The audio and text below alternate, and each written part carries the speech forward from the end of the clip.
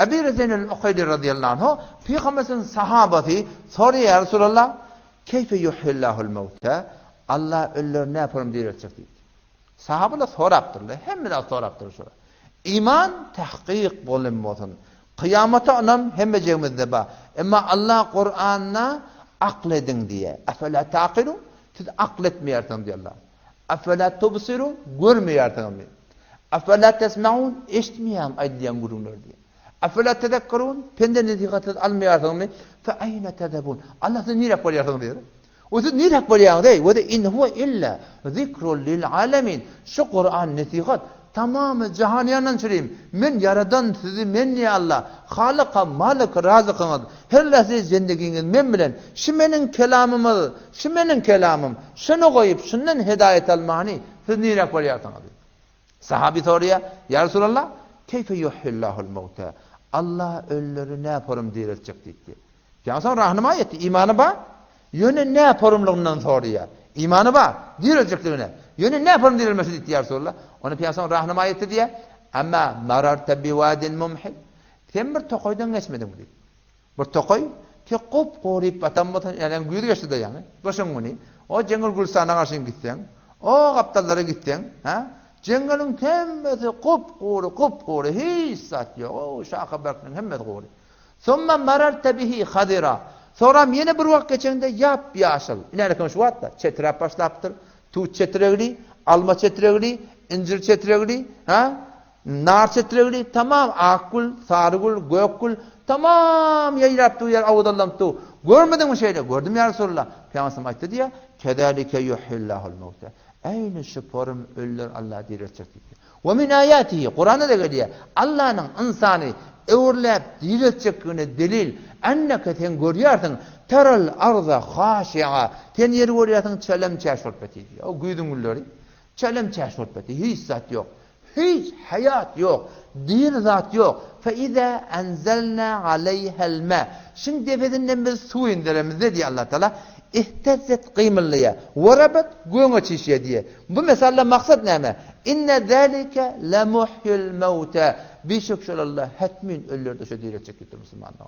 O şu dünya gelmekten maksat ne mi? Şu dünya teyarlık görmek. Hadise geliyor da Allah aydıptır. Allah ölmeden ey adamlardan oğlu yıkmadan çüreyim becer, yıkmadan çüreyim becer, ölmeden çüreyim doğru deyiptir diye adamlar. Şu an her kim öy beceriyor, yani 50 yıldan yıkmalı şunu. Yani 100 yıldan yıkmalı. Oğul zoğum oldu, kız zoğum oldu, falan oldu. Hoş oluyor ama hoş olmadan olmaz. Emma doğum yıkmadan çüreyim becerip tut, ölmeden çüreyim doğrup tut Müslüman doğan. Ağaç ata mindirteler. Gelmez yola gönderse. Ağaç ata deyip yani talacana itiyor da. Ağaç ata mindirteler.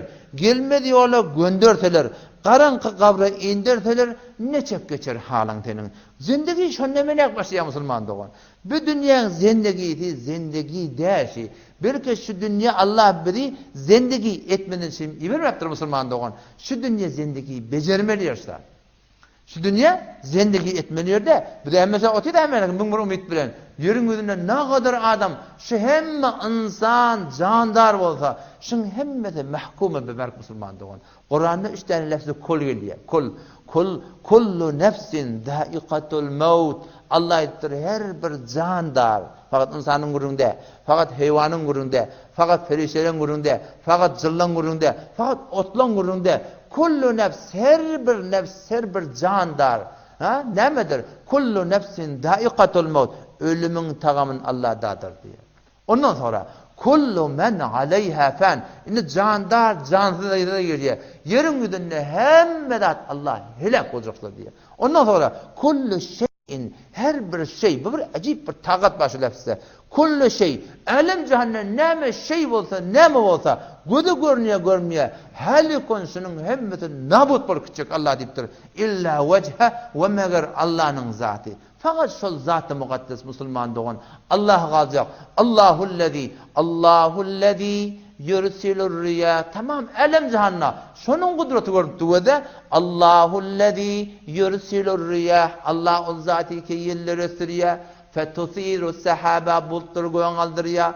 فَيَبْسُتُهُ فِي السَّمَاءِ كَيْفَ يَشَاءُ bulutlar atmanına porum edip yadıya ve yec'aluhu kisefe bulutlar üstüne koyan şol fataral wadqa yahrucu min khilali sen görüyorsun şu arhanı yağın yağdır ya bu mesallen maksat näme fanzur ila atari rahmetillah yağandan sonra Allah'ın nazar rahmetini vezde inne zalike keyfe yuhyil arda ba'de mevtiha ne yapalım ölpeten yer diriliye ölünden sonra diye ne yapalım yer diriliye ölünden sonra diye Allah inne zalike lemuhyil mevte birçok şeylerle hatmin ölür diye çekil Müslümanlar zindagi Ahmet berayı bendegi zindagi bi bendegi şermendegi Allah beni şu dünya iyi veriptir Müslüman doğan kıyamete kadar söyleyeyim.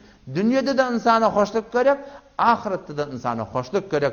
Hem bu dünyada ve hem ahirette insana hoşluk gerek. Müslüman doğanım Allah Teala dünya ahiretin hoşluğundan söyleyeyim fakat bir şey yol koydu. O ne mi yol? La ilahe illallahu Muhammedur Resulullah.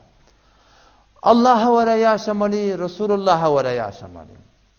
Siz zindagi kelime-i la ilahe illallah Muhammed Resulullah kelimeye bir noktası baştan ayağına tut ahırına çerleyip nokta yok şu kelimede la ilahe illallah'ını Allah şicre bir yenilecek beceriptir şunu şicre bir yenilişi la ilahe illallah diyene doğdağım lana doğdağım doğduktan edafa dijindeyim anırdan la ilahe illallah la ilahe illallah Müslüman doğanım şu yenil kelimen bir ağır tagazatı var ağır tagazatı var kime ağır boyun almadık adama ağır. Kime yengil? Boynunlu adama yengil. Tagazatı neyme? 3 tane kelime de edafada hatta de la yok.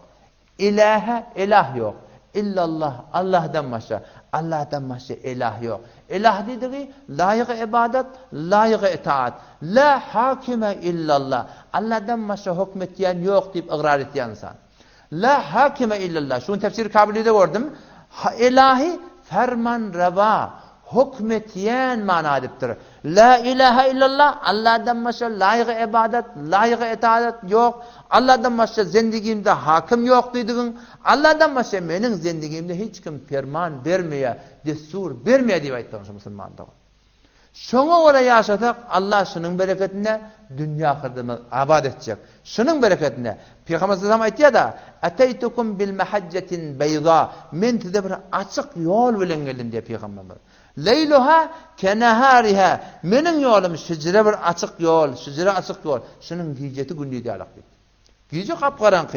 Gecen kapkaranlık Peygamberin yolunun geceti gündüz diyorlar. Belki hemmeti gündüz Müslüman doğan la yazigu anha illa halikun. Şu benim yolumdan yazmar meğer şol adamın helaketi mukadder olanmaha diye. Allah'a vere, Peygamber'e vere yaşamaklık. Şuna ne mi değil diye? Din değil diye. Gertokahi Müslüman ziyisten, nis mümkün cüz-b-i Kur'an ziyisten. Az talabet, bertu hak daret kitap. Şu Kur'an mı? Şu Kur'an. Hangisinde Kur'an mı? Kur'an hangi rakım tuvalinde üstüne du da. Şu Kur'an Müslüman doğanın fakat okuyamadan şey görmektir şey. Gertokahi Müslüman ziyisten, nis mümkün cüz-b-i Kur'an ziyisten. Az talabet bertu hak daret kitap. Okuyamadan şimdi görmektir fakat. Belki fikretmeli şuna. Kitabun enzelnahu ileyke mübarek. Ey Muhammed Mustafa, biz şu mübarek kitabı sana indirdik. Nemeden süreyim şey? Takçansını koymadan süreyim. Mağlayına avşap, kurtağa basmadan süreyim. Bunlar hem mesela adab-ı Kur'an'ı Allah diye liyeddebberu ayatihi. Şunun ayetini tedebbür eder ya Allah diye. Fikretmeden şimdi görmektir.